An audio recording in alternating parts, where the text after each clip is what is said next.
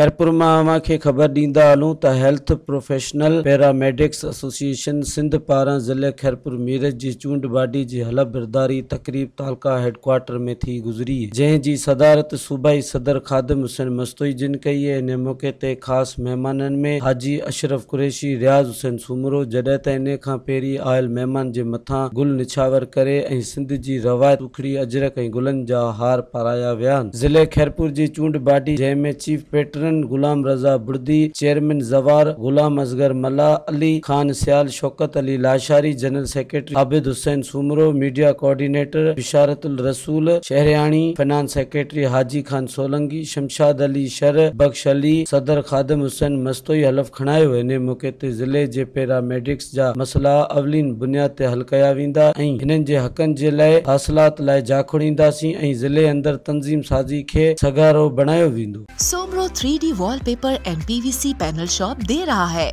सबसे अच्छी सर्विस, बेहतरीन क्वालिटी के आला मयार वॉलपेपर और सीलिंग खूबसूरत डिजाइन और कलर्स में दस्तयाब है। हर किस्म के PVC वॉलपेपर्स और सीलिंग लगवाने के लिए हमसे राब्ता करें।